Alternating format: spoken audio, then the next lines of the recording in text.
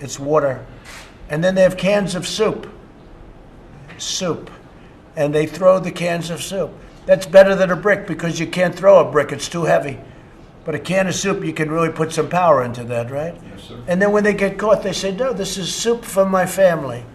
They're so innocent. This is soup for my family. It's incredible. And you have people coming over with bags of soup, big bags of soup, and they lay it on the ground, and the anarchists take it and they start throwing it at our cops, at our police. And if it hits you, that's worse than a brick because it's got force. It's the perfect size. It's like made perfect. And when they get caught, they say, no, this is just soup for my family. And then the media says, this is just soup. These people are very, very innocent. They're innocent people. These are just protesters. Isn't it wonderful to allow protesting? No. And by the way, the media knows it better than we do. They know what's going on. I don't know what's wrong with them. I'm seriously not sure if I just watched a Donald Trump press conference or a Joe Biden campaign ad. This is Trump going off on a rambling diatribe about bags of soup, presumably as part of his campaign to convince us that his opponent is the one in cognitive decline. And I don't know about you, but he sure convinced me. I should note too that this came on the same day that reports have been emerging that the cause of Trump's unannounced visit to Walter Reed Hospital last year was that he suffered a stroke.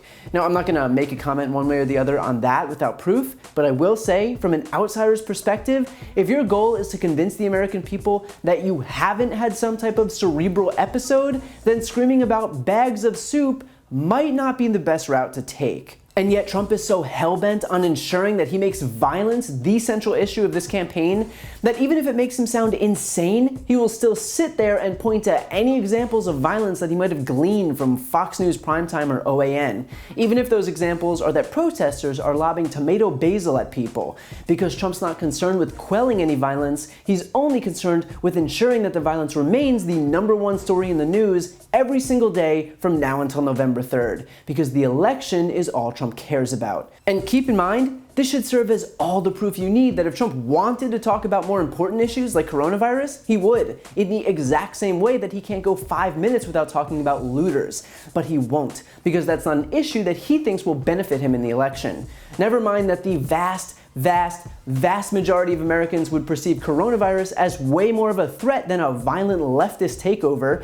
Never mind that coronavirus has killed more than 180,000 Americans and continues to take another 1,000 people a day, while I could count on one hand the number of people killed in the protests. Trump will insist on pretending that violence in Democrat-run cities is the biggest issue facing us right now because his reality is the only one he cares about. Consider too that Trump could actually end the violence if he wanted to, but he would never do that because he needs the violence. The violence is his campaign strategy. And don't take it from me, Kellyanne Conway admitted it.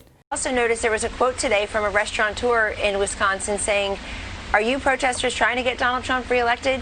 He knows full stop, and I guess Mayor Pete knows full stop, that the more chaos and anarchy and vandalism and violence reigns, the better it is for the very clear choice on who's best on public safety and law and order. The more chaos, the more anarchy, the more violence, the better it is for the law and order candidate, who she's obviously suggesting is Trump.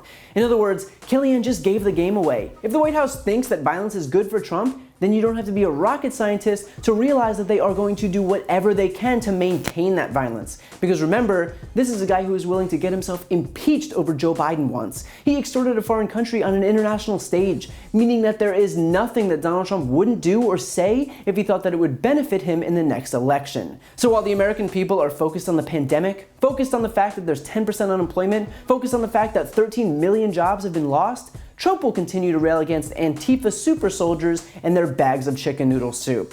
I'll leave it up to you to figure out which one is really worth focusing on. While you're here, please subscribe to my podcast, No Lie with Brian Tyler Cohen, where I take a deeper dive into the week's biggest stories and interview major players in the world of politics, like Kamala Harris, Adam Schiff, Katie Porter, Nancy Pelosi, Cory Booker, Eric Swalwell, and many more. Again, that's No Lie with Brian Tyler Cohen, available anywhere you listen to podcasts.